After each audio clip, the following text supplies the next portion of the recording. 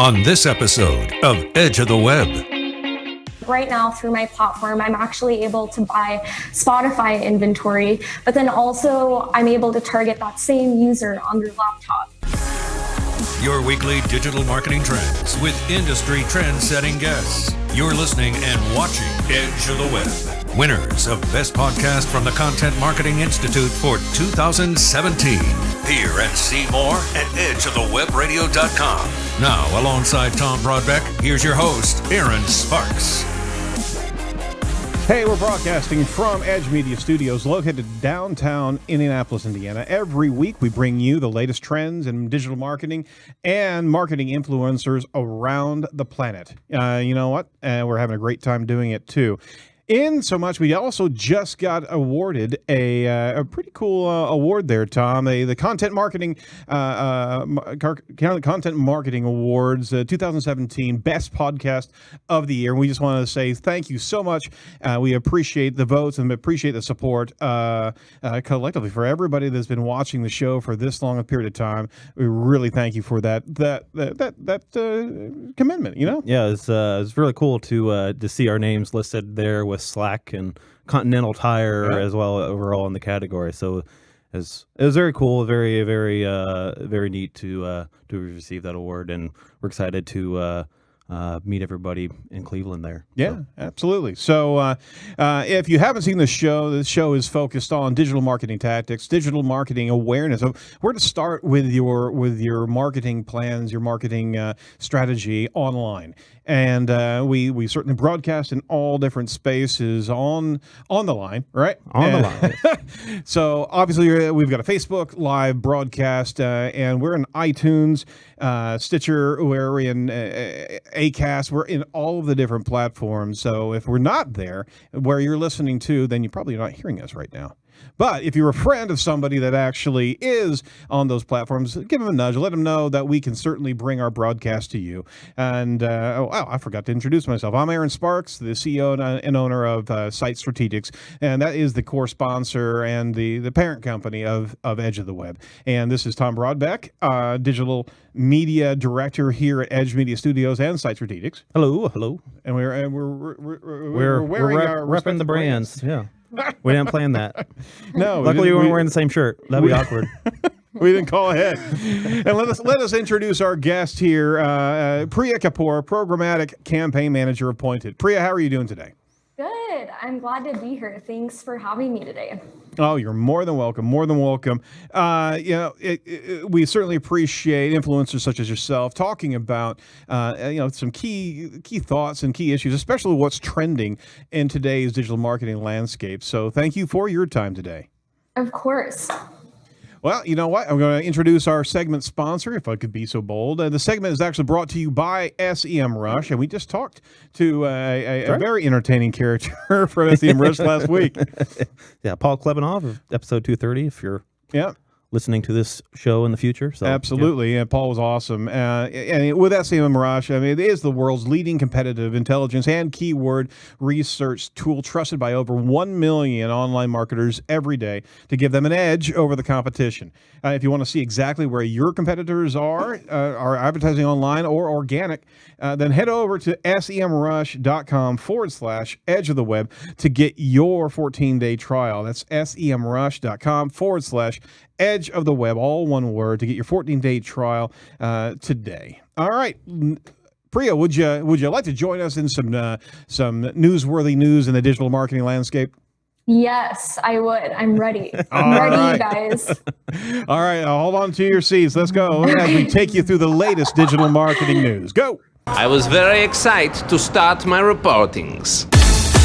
This week's trending topics.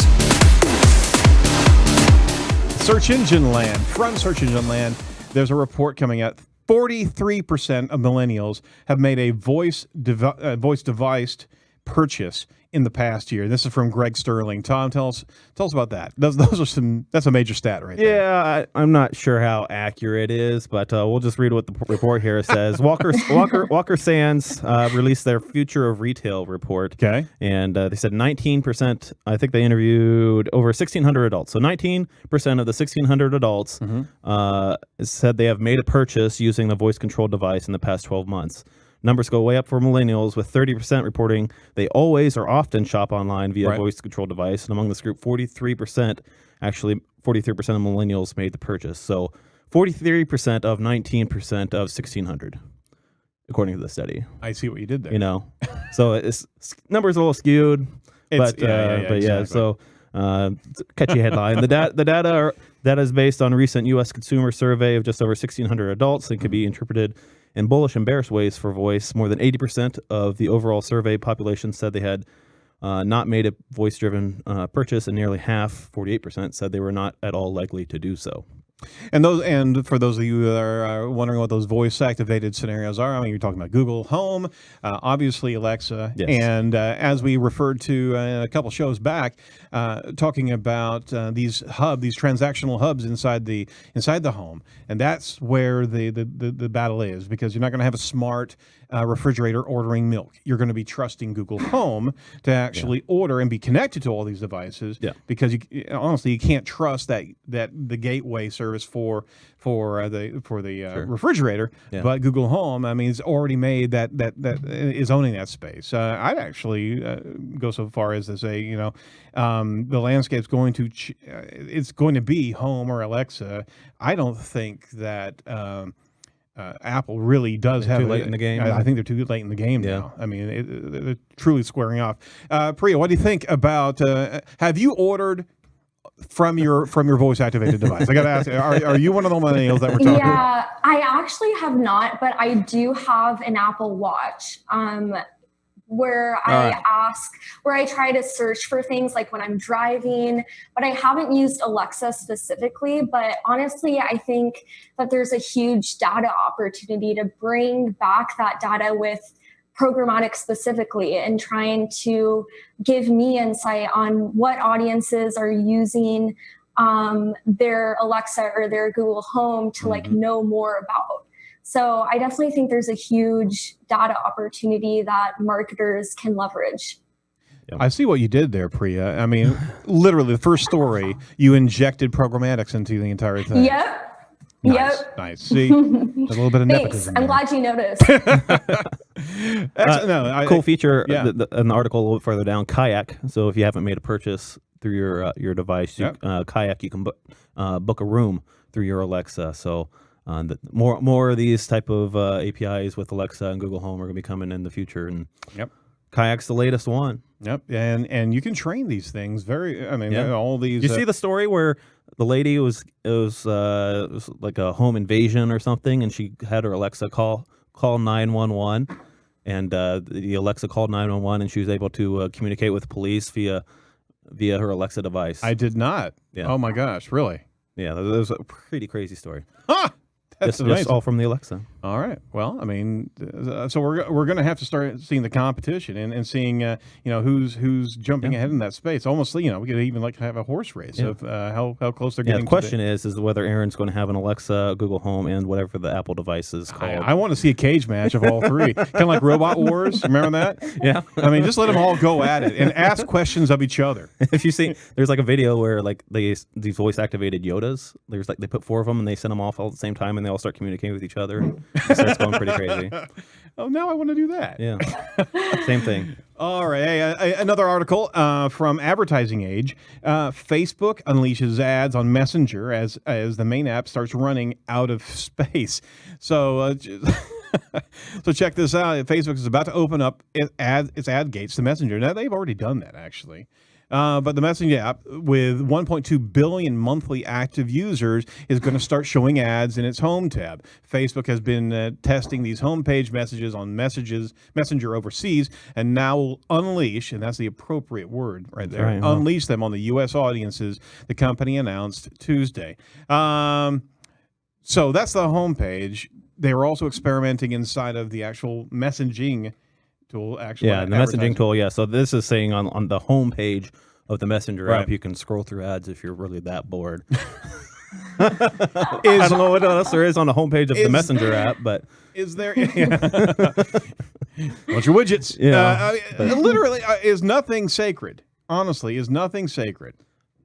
No, I mean, I get notifications all the time from Facebook to try to make Facebook Messenger my default SMS app on my phone. Right. And why did I'm smart enough not to do it, but I know there are a lot of people who just instinctively hit the button, just like people instinctively accidentally buy. I can admit, thousands of dollars definitely, on Google Play. I'm one of those people. Yeah, who just automatically downloaded it. So. Yeah, fess up. Come on. I mean, you're my friend. Yeah, I still downloaded it, so I can still receive Facebook messages, but it all the time it asks me to be the default app for my text messaging, and I just won't do it. It's kind of like that obnoxious friend. Is that you're in that group and that one that just is so bloody obnoxious. You kind of bring them around because, okay, it's part of the group. But, I mean, come on, Facebook messaging, do you have to be so annoying? Really? Yeah, but to tie it into programmatic, I'm sure that's something you will definitely be able to take. Nice toss-up there. Go ahead.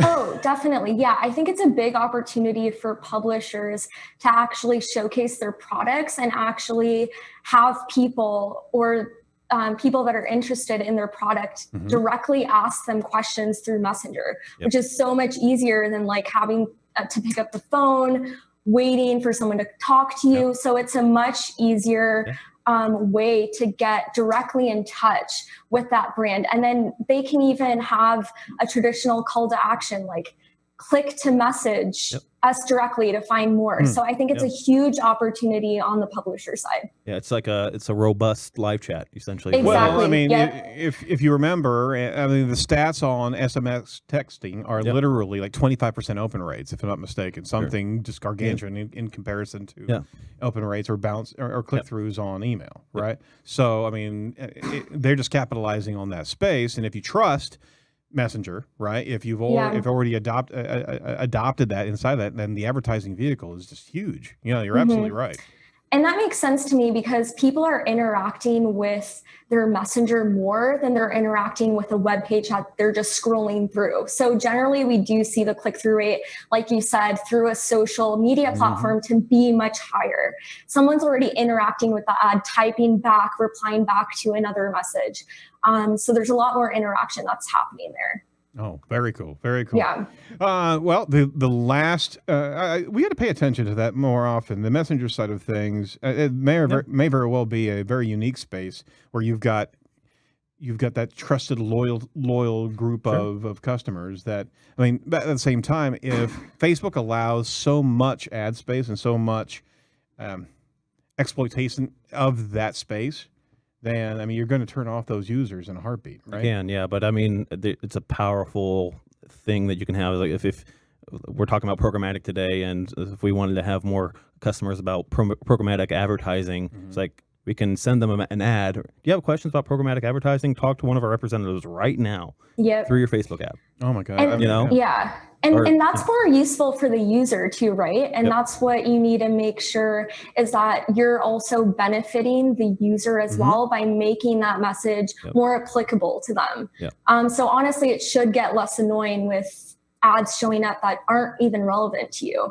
So here in central Indiana, we got in Franklin, Indiana, there's massive flooding going on down there with all this rain we got earlier this week. Tell me about it. You can send a message right to all these people in Franklin, Indiana, and say, hey, is your basement flooded? Contact us right now. Talk to one of our representatives right now. Exactly. Yep. Powerful tool. Could be very annoying. Could be very annoying. Well, something that's not annoying is making sure that we ask regularly for questions and comments during our Facebook feed. That's right. Right, because we'll actually preen through communication. See how we did that? I mean, that was deftly done, was it not? It was. So ask your questions while we're talking to Priya and tee them up, and we'll certainly have a gander and forward them over as we're talking. Last article here is from Adweek. The Facebook Spaces beta, the VR app, now supports Facebook Live. Oh, no. I know. You can sit right here at the table with us in VR. Oh, my gosh. That's going to be awesome. So comments are displayed as physical objects that can be grabbed and moved in the VR space. So the VR Spaces application, if you haven't had it yet, or haven't looked at it, it was introduced in beta at the F8 in April for Oculus Rift, and Oculus Touch just incorporated Facebook Live. Facebook Live and Facebook Spaces appears to work much the same way as the live streaming feature functions in real life. As Oculus said in a blog post, that users can actually position their virtual cameras anywhere in their environments, and friends can comment in virtual reality, with those comments being displayed as physical objects that can be grabbed, moved to highlight the live stream's user favorites. That's freaky John mnemonic stuff right there. Oh, okay. I'm going to allow you to converse on this one. This is way wicked. What do you think? Priya, go ahead. I mean, I do think it is creepy, but I think it's really cool. I think this gives, again, publishers another chance to actually describe their product almost in front of you. And then that gives people the opportunity in real time to ask questions back. And I actually know that Lemire did this with a Facebook Live video. It wasn't VR, but they actually had one of their top sales reps go over what Lemire was about with a new product that they were launching. And then the audience that liked Lemire was able to actually ask questions about the product in real time. And then people were able to answer those questions, kind of like exactly what we're doing right now with the podcast. But I think it becomes that much more powerful when someone feels like they're there. So I think it's a huge opportunity for brands. No, absolutely, and it's the most authentic space. This new media audience engagement, and being able to have entities like Facebook really embracing this technology and bringing it straight to the consumer. It is the one-to-one relationship of company to consumer that these platforms are supporting, and it's going to separate the wheat from the chaff. I mean, what, a decade and a half, 20 years ago. Oh my Lord, 20 years ago. If you didn't have a business website, it was acceptable because it was still new frontier, right? But even 10 years ago, if your business didn't have a web presence, you were fully dated, right? Now, I mean, that's a foregone conclusion. Every business has to have a website. Every business has to have social media space, and they have to be manning it, not just that we're on Twitter, but they're actually regularly interacting with their consumers on a daily basis. The VR space, I mean, there's a mad gold rush that's going to happen here, and it's going to show what companies are authentic, that can actually communicate, right, and listen, and then who will just veer away from that space because of the additional time commitment. But my gosh, what a great loyalty connection that's going to be forthcoming. So we got to get into the VR space on the show. I know. Yes. Buy all the toys. Buy all the toys. Nice. All right. Something that you don't have to buy is our Edge newsletter. So if you want to, right now with your phone, except when you're driving, don't do that. Pull over and then text to the number 22828, the word Edge Talk. You'll be able to sign up for our online newsletter as opposed to offline newsletter. Yep. You won't get signed up for the paper trail, but the newsletter goes out every week. That's covering everybody that we're talking to, who we're going to be talking to next week, as well as some great information, some nuggets of gold when it comes down to news stories, insights that the show's providing. Just subscribe and get on with the Edge on a regular basis, and give us some feedback as well. So some great survey tools in there. So Tom is pushing out the newsletter on a regular basis, as well as some contributors here in the store or in the shop. What are you looking at for the newsletter? Going to be what is it going to be doing in the future? So we're designing a new T-shirt. So I mean that's the first thing we're going to do. We're going to be designing some other swag as well. So everybody who signs for the newsletter will have an opportunity to purchase their own swag. Is the goal.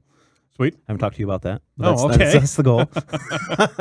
Do I get a free T-shirt since I'm a guest on the show, or we haven't? Yes. Do I have to? Once they get designed, we'll send you one. But perfect. Yes, they're still in the design phase with the graphic designer, but there is a tagline that has been approved. Correct. The tagline has been approved. Yes. So we can share with Priya what the tagline says. It's going to say, "You convert me."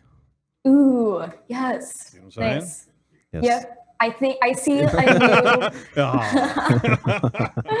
I see a new hashtag coming out of that. That specifically. I love it. Good. All righty. Well, follow all of our trending topics over at edgeofthewebradio.com. That's edgeofthewebradio.com. Now let's do a deep dive with this week's featured guest. Now it's time for our featured interview with Priya Kapoor, Programmatic Campaign Manager for Point It.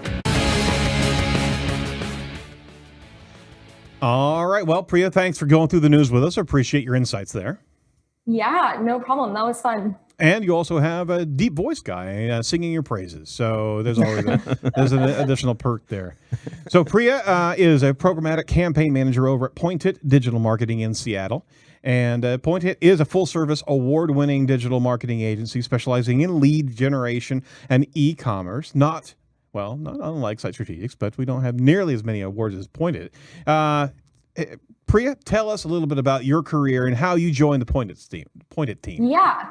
I've actually only been doing digital marketing for a year and a half. Before this, I was just doing traditional marketing at a seafood company, but I was tired of working on projects and not being able to measure how my work was actually resulting in an increase or decrease in revenue. So that's what really attracted me to go into digital marketing. And then I actually was onboarded onto the programmatic team, but was also learning search on the side. But I just got really interested in programmatic with the ability to really hone in on a user in so many different ways, and the ability to just use data in a ton of different ways. And I love it. I think there's a lot of creativity in programmatic. And I've been here now for, about a year and a half. Very cool. Well, we're certainly supportive of Point It, and they got a fantastic team there. And we regularly are watching from afar because we're a good distance away. But your newsletter, your podcast that you guys are developing are always great source of information. So kudos to everybody over there. And we'll get into the seafood company here later. I should have left that part out.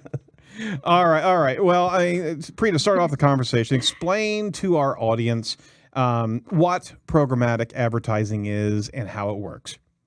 Yeah, so programmatic advertising is the ability to target users and show them ads in multiple different ways. Right now, through my platform, I'm actually able to buy Spotify inventory, but then also I'm able to target that same user on their laptop. So versus network buying in display advertising, which was more prevalent a couple years ago. We're not purchasing an inventory, we're actually purchasing the user, if that makes sense. So in the platform that I use to buy all of my audience data, it's called a demand side platform, and I'm actually able to create targeting parameters based on my client's main target audience. And then with those parameters, I'm able to bid on those different users and on also inventory sources as well. So it's a lot more efficient. And this is relatively new from an inventory management accessibility to this inventory. These are somewhat remnants of some additional advertising packages, right? Exactly, yeah.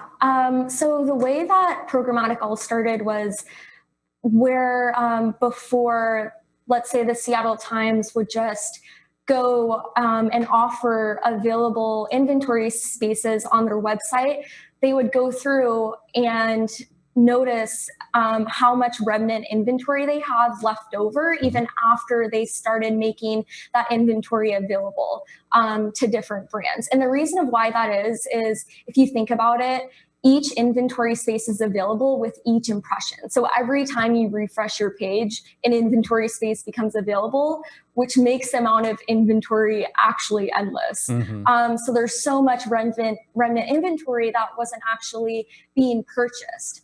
So then they created programmatic to allow those publishers an access point to actually sell that remnant inventory. So you're still getting access to premium publishers that you would if you would go through them directly.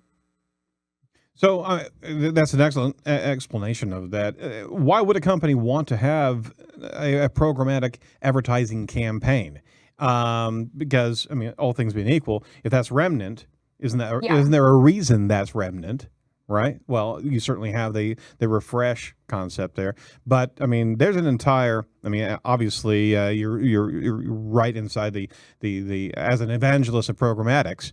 But why would a company want to actually have that programmatic campaign as part of their digital marketing arsenal?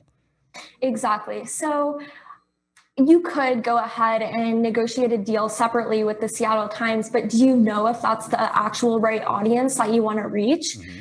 With programmatic, we can actually bid on that Seattle Times inventory, but add in other parameters. Like, I want to target people on the Seattle Times website that are in market for a phone or in market for a laptop. So we're actually able to add on parameters around the user in addition to that inventory. And a lot of the time, since it is quote unquote remnant inventory, it's a lot cheaper. So actually, some of my clients have purchased the same exact inventory on websites for a $5 CPM, a cost per 1,000 impressions, whereas we were able to purchase that inventory with my platform at half the price.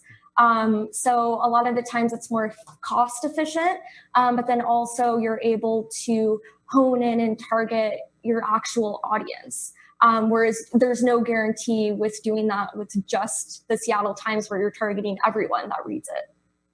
Excellent. So quick question here. How do you know if you've got the same user on all these different platforms? Like, I understand cookies, but how do you know that the same person who's on their phone is then the same person on the desktop searching something as well? How do you target, that you're targeting that same person with your ads?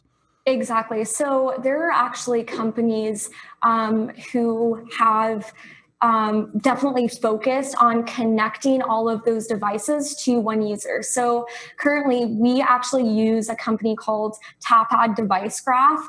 And what they work on is connecting the logins of different users back to one cookie. So if I'm logged into Gmail on my phone and then I'm also logged into Gmail on my desktop, then they connect those dots and know that I'm the same person that has that desktop and that phone.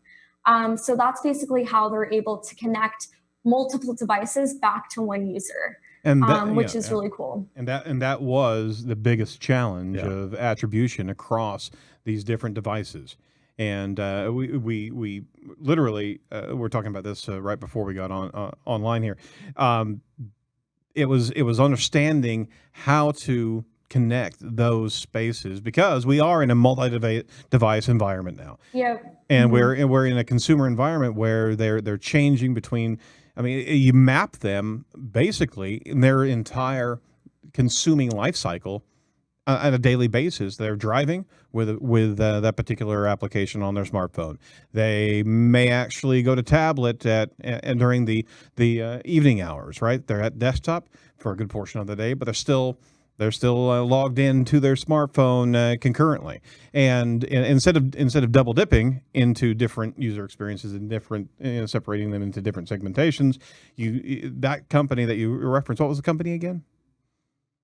I even forgot what company I was talking about, but I've actually done that same thing with one of my clients, CBT Nuggets. So we're running Spotify ads with them, and we're device graphing those Spotify ads. So when someone's listening to music at work, we're targeting them, but we're actually able to target that same person when they go home and they're browsing their tablet, which is kind of what you were talking about. So that makes it so much more powerful. Oh, absolutely. So that is the golden thread right there. I don't want to make light of that. That is absolutely what pulls all this together. So what are some of the common abbreviations, the terms, the lingo that you use in programmatic talk? Because inside of PPC, inside of search ads, we talk CTRs, CPAs, and all the different conversion metrics, right? So lay it on us. School us in the vernacular of programmatics. Yeah, so honestly, there are a lot of similar terms when I'm talking about performance with my clients. So cost per lead, ROAS, return on ad spend, click-through rate, which isn't as important in the display world, but we definitely report on it, total number of impressions. But then when we look at video ads and audio ads, it's not so much looking at the conversion rate, it's also looking at the engagement with the ad. Like did a user skip your ad? If so, within how many minutes or seconds did they actually skip your ad? And with that, you can tell what the engagement levels are. So I would say with banner ads, it's really similar to PPC, but with audio and video, I tend to look at the number of seconds they're actually viewing the video and if they've finished it. And what's actually really cool what I'm doing with one of my campaigns is I'm able to retarget someone based on a full video view. So if they've actually watched a full video of one of my clients, I take that as an interest and I'm able to retarget them with a banner ad later. Yeah, so it varies with medium, but it's cool that we're able to actually use that data as well. Oh, absolutely. Do you find that there's a higher conversion rate with these omni-channel approaches where you're hitting them with contextual ads and as well as visual ads and even audio ads? Yeah. Because you're tracking them through their life experience. Do you find, obviously you do, I have a much higher yield as you're planting those seeds around them in their life cycle, right? Yeah, you really do. And what's really cool about the platforms that we're using that are available to us is we're able to track first touch conversions in addition to last touch conversions. So yeah, I mean, internet ad might get the credit for a conversion, but what was the first interaction they had with your brand? And we can actually map first touch conversions, which a lot of the times is something like an audio spot or a video spot. And we're able to map that user back and actually converting later after seeing another ad. So we're actually able to map that full conversion path, which is really cool. Oh, absolutely. Regarding the cost of programmatic, so I wanted to come back around to one of the points that you made is whenever you're pitching programmatics as a true primary digital marketing campaign, how do you compare value not from a return but from a cost of investment to other digital marketing paid platforms? I mean, can you have any type of ratio, or can you paint the picture? If I was a client, if you're making the pitch, I mean, how much would I be spending? How much should I be spending as it applies to other types of campaigns I may have done in the past?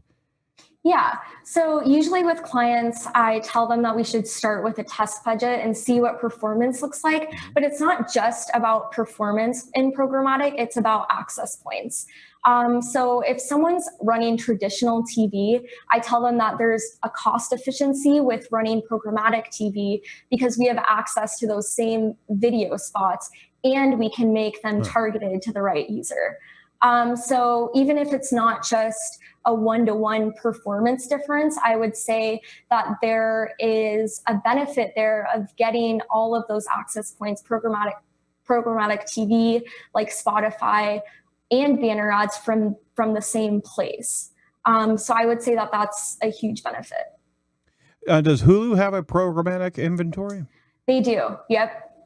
They offer it through a direct deal, but it's actually available through the demand side platform we use, the Trade Desk today. Oh man, that's awesome. Yeah, again, I know. It gets in that space where it's that consumer life cycle, and Exactly. you're meeting them where they're comfortable, right? Yeah. So you mentioned Hulu, just kind of jumped my mind. So Hulu has like their online TV, a cord cutter type package. Are there other ones? I know Sling and like YouTube TV. Yeah. Are those all tied into that too? Yep, Roku, yeah, Samba TV. Wow. And we're actually able to use that data as well. So with one of our campaigns for Microsoft, we actually targeted people that were shown a Surface ad on TV. And so we were able to use that data and then target that user again on their computer. So that data goes back vice versa, and you can use it two ways, which is amazing. So all the different mediums are realizing they need to be in the programmatic delivery space because they're seeing such an effective secondary buyer's market, right? Not for the consumer, but literally for the advertiser. How do you, as the advertiser, protect your ads in whatever medium from being delivered onto spaces that you don't want to have your ad space in? Yeah, that issue came up. I remember it was probably 5-6 months ago now that some YouTube ads that some programmatic ads were appearing on for like ISIS related YouTube ads. Right. That's obviously something you don't want your brand associated with. Right. So how do you protect yourself from that? Yeah, no, honestly, that's been a huge issue. That's been most prevalent, I would say, in the past year.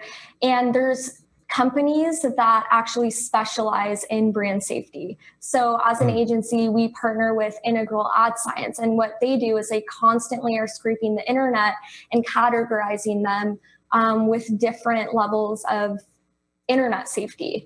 And so with that, with any campaign, even before we bid on an impression, we're able to set those parameters that, hey, I don't want to bid on any non-safe inventory. Right. And have them do the work, because it's honestly impossible with the amount of new websites and videos that are coming out to keep up with that. You definitely have to rely on someone who's doing that full time.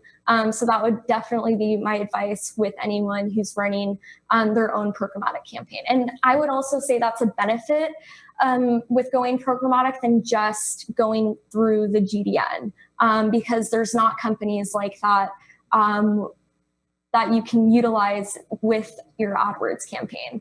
But there are a few companies, Integral Ad Science and Double Verify, that really specialize in that area. Well, I mean, that's even more important than, I mean, the GDN obviously is looking to provide all resources and all visibility. Having a filtering partner basically and protecting your back when it comes down to brand alliance and brand positioning is even more critical. So it's great to be able to see. You don't want to say cobble industry, but literally, it's great to be able to see companies being agile and moving into these spaces that are needed, our utilities. It just shows you how quickly internet and digital advertising now is becoming, how quickly adopters are moving into these spaces. Is that if there's a need, you better believe there's going to be a company jumping in there and providing this type of support. That's fantastic. So conceptually, we understand programmatics, and we see that as a good return, and it's also omni-channel, and it's life cycle connecting to the consumer. Is there anything special in your campaign to target mobile users as well in the ad space? Yeah. So with some of my campaigns right now, I'm actually targeting people based on the apps that they have on their mobile phone. And we found that to be a really effective strategy. So, I mean, you can assume with an app download that there is some interest there. Another strategy I've used is actually targeting my client's competitor. So if they have their competitor's app, then we want to target them on their mobile phone. So I would say there's a huge component there. Absolutely. Second, we're actually able to utilize people's live location with your mobile phone. So I'm actually able to create geo segments. If they're currently within 200 meters of a university, then I want to target them with a master's degree ad. So that can be really effective with B2B clients and conferences when they're there live, and we know that. We can actually target them again when they're at that conference on their mobile phone. So I would say it's a huge component and another way to get data as well. It's like we always talk about how Google's taking over and it's going to be the next Skynet, but it's like everybody has this data. It's not just Google, and everybody's just open up their doors, and it's crazy how you can just tell what apps so and so's downloaded on their phone. It's but you know, it's one, it makes perfect sense. And two, I mean, the consumers are readily giving their data away for free. This is the new marketing landscape. I mean, we likened it to a Minority Report a couple shows back, where you're walking through the corridor of a mall, and all of the ads are being personalized to you, because they know exactly where you are. You're geo-positioned. They know your interests. They know where you're walking in front of. I mean, it's going to be a reality in no time flat that the world is going to be. You're never going to be turning off marketing, and I guess that's a good thing for us, right? Yeah. Yeah. But at the same time, I mean, I got a question for you, Priya. Do you think you gotta get outside of the execution of programmatics? Mm-hmm. Do you see there's ever going to be a pushback of consumers that enough's enough? I don't want you to know everything that I'm doing in my walk in life. I mean, do you know, it's okay. You feel free to make any comment you want to, but do you see where consumers are just going to not want to divulge anything, or do you think we're in such a new utopia of consumer reveal that will never go back? Or I don't know really what I'm asking. I'm just kind of wandering through this question. What do you think? I mean, I think that we're so far deep into it. I don't see it going back anytime soon. But one thing I would say is that brands definitely need to take precaution on how much and how frequently they're actually hitting the same user, because that can get annoying, right? And I know we've all been there. So I would say that as long as brands take precautionary measures such as frequency capping, and actually making the ad relevant, then I don't see it being a huge issue. So this is really smarter ways to deploy ads, as opposed to just the glut of. Yeah. I mean, we had content shock over the years of just blog posts and everything just washing over everybody. And now we're going to be in a space where there's going to be a programmatic glut, unless you do it smartly and effectively. So, I mean, to the sharp marketer, I mean, you're going to have a guaranteed career path, because you are going to be the Sherpa, to overuse a analogy here at Site Strategics, to make sure you're guiding that brand correctly. Wouldn't you say? Exactly. Yeah. And especially taking out audiences, applying negative audiences for people that have already purchased your product. You don't want to have to already purchase a product and still get the same ads again and again. So taking those measures, I would say, are key. Well, that's fantastic. So what resources could you recommend to our audience that they could start learning programmatics? So I would definitely just start reading up on it, using the same websites of the articles that we talked about. Adweek, DigiDay is another one. And then Ad Exchanger really focuses on programmatic news. So just getting yourself up to date on what's available, like programmatic TV and other topics that people are talking about in the industry, I would say is a really good place to start it. Excellent. So we'll certainly throw some of those links on the blog post, the show notes of the blog. Sure, that was a softball there too, Priya, for Point It, because there's several webinars that you guys have done and blog posts you guys have written, and you have a couple of resources on Point It as well. So and Point It's newsletter is regularly bringing great information in the programmatic space. So we'll stoke up your employer over there a bit. So let me ask you, what bugs you in your industry right now? So what bugs me the most is for my client, or with my clients, I guess, is them being frustrated with how attribution isn't actually trackable like it is in social or in search. And to me, that's frustrating, because I like to compare and measure programmatic against mediums like the radio, or like mediums like the TV. So we definitely have a more robust way to measure conversions conversions in general and a conversion path with programmatic TV than just traditional TV. So I think comparatively, the measurement is there, but that's a big struggle that clients are having that want to onboard programmatic is we can't directly attribute a view-through conversion with someone filling out their form fill that's going back into their Salesforce. So I think that's a huge struggle right now in the industry. No, I'd agree with you completely. I harken back to businesses trying to get an ROI from social media. As a corollary here is that it was the toughest. It still is to certain degrees for some industries. Tough justification of spending time into social media where they can't see that immediate line of sight transaction to a conversion. Well, the fact of the matter is that you're in the consumer's life cycle and you're nudging them along. Yeah. You know, this is not a direct mail piece where you're just watching them come in the door, you know? Yeah. Yeah.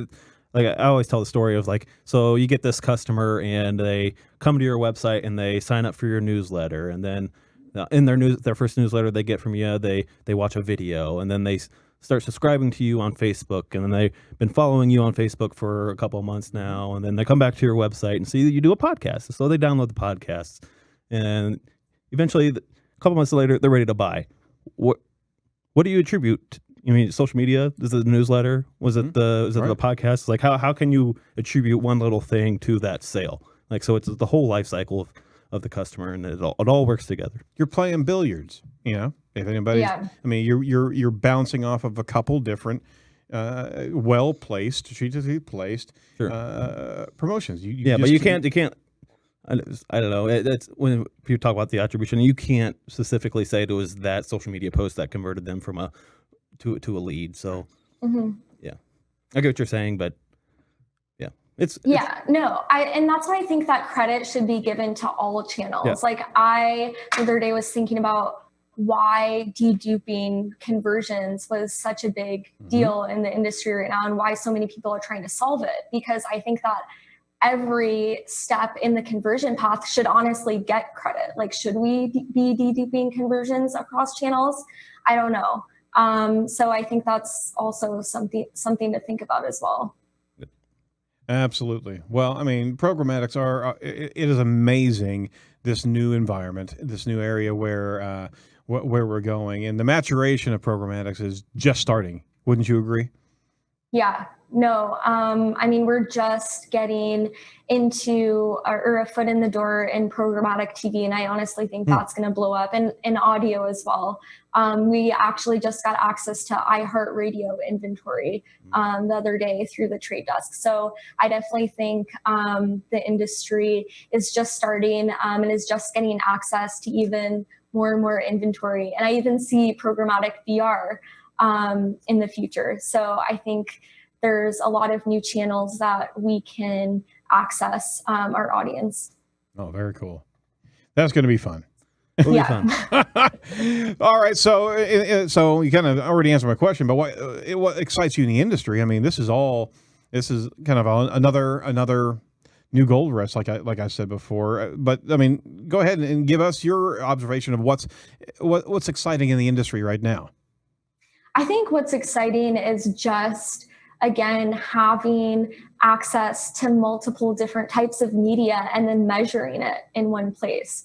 I think that's a differentiator between programmatic and search, where you're just interacting with your audience on the search results page. So I think that having those multiple access points, but then also being able to connect the dots in the conversion path is huge.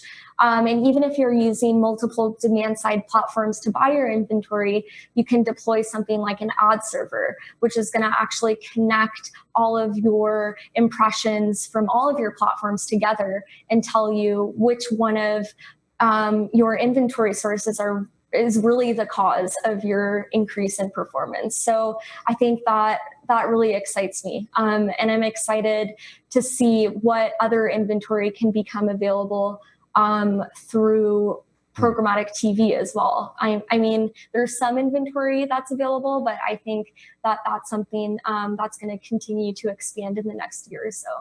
Oh, very cool. Very cool. Well, yeah, I just wanted to drop a bomb out to our audience here. Is literally, you've been doing digital marketing for 2 years. Yeah, actually, not even 2 years. So I started a year and a half ago in September. So I'm coming up on 2 years, but not yet. So, I mean, honestly, I mean, what can you attribute your success to? Obviously you were in traditional marketing before, but what skills did you bring from your career path that's making you successful in the digital marketing space? Yeah, so I think that just going into it and being able or wanting to actually attribute my efforts back to performance, I think was a big help in trying to explain the value of programmatic to my clients.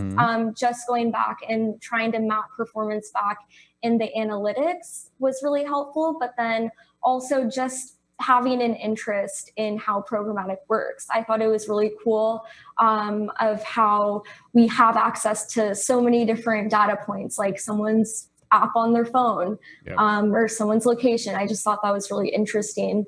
So I think it was definitely both of those things. So the digital stalker of the day is Priya. Yep. She knows where you are and where you live and what you're doing at all times. What apps you have on your phone and what you're listening to and what you're watching. So you can actually follow Priya on Twitter at digital_PRI. You're not inside of Facebook right now, are you? I'm actually not. Not right now. I have liked your page though, but no. So I did that. So you're also on LinkedIn. You can find Priya over there. Priya Kapoor, Kapoor. Is there anything else? Anything that we can promote for you, or what Point It's doing in the upcoming future? Yeah, we always are writing up and sharing our case studies, which showcase like what campaigns have done and produced for clients.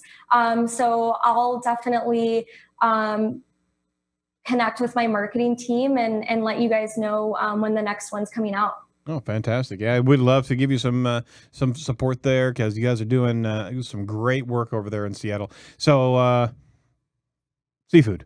Oh, yes. Tell us. So I know Seattle's famous for the flinging fish thing, but so what Baltimore, I love crab cakes. So Baltimore is the crab cakes. Is there a Seattle equivalent to crab cakes for Baltimore? I would say, I mean, honestly, everything like oysters in the summer, lobster, crab. Lobster. But I'm honestly I always not thought lobster a huge... was kind of a main thing. Yeah, so did I. Well, I think it is an East Coast thing, but we definitely have it available. And then there's the crab pot. Oh. So yeah, but honestly, I'm not a huge seafood fan, which is funny that you're in used Seattle. to work there. Yep. And I used to work at a seafood company. Yeah, I know. But you're not a seafood fan. No, not really. All right. Probably wrong question to ask then. Yeah. Let's change subjects. I don't know why we're on this right now. Is it raining there? It's actually cloudy today. So, and it's July. Oh, well, there it is. Well, Priya, thank you so much for your time today. And you are absolutely on the cusp of the newest trends inside digital marketing. Programmatics are here to stay, obviously, and it's the natural evolution of the decade and plus of digital of online marketing, and especially in the paid space. I think it's a foregone conclusion that inside marketing, you have to pay for that real estate. You have to, I mean, just like Facebook advertising, you can no longer benefit from just your organic content. You've got to pay inside there to be able to move it in front of the audience on a regular basis. And programmatics is a very cheap way and an effective way to get to that audience, right? Of course, yeah. And just going back to what I was saying before, and you're actually able to measure it. which is awesome. So I think it's a cost-effective way, and then also an efficient way in that we're able to buy different sources of inventory through one platform, like I've mentioned. Oh, very cool. Very cool. Any final words for our digital marketing audience out there? If you're not doing programmatic today, you're going to fall behind. Those are my final words. She just threw down the gauntlet right there. You see that? If you're not doing what Priya's doing, you'll fall behind. Yeah. And also right. just anything that I do on a daily basis, I would say. As well, so. Except the seafood thing. Yeah, exactly. Yeah, except that. Wow. All right. So do as Priya does, and make sure that you follow her on and you're going to have to document your journey because we just don't know. All right. So we'll follow you on the interwebs. Good luck at everything you're doing at Point It, and we really appreciate your time kind of unpacking programmatics for our audience today. Thanks for having me, guys. This is fun. You're more than welcome. All right. Well, thanks for listening and watching to Edge of the Web Radio. A special thank you to our colleagues here at Site Strategics, as well as our guest, Priya Kapoor. And make sure to check out all of the must-see videos and much more of the insider information over at edgeofthewebradio.com. That's edgeofthewebradio.com. Remember, sharing is caring, right? That's right. We care. Care Bears. We care because we share. So make sure you share this video to your friends and colleagues, and Priya, do the same thing. And we will talk to you next week. Do not be a piece of cyber driftwood. Take care. Bye-bye.